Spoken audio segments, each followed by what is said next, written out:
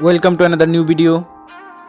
In this video you will see how to update Roblox on mobile.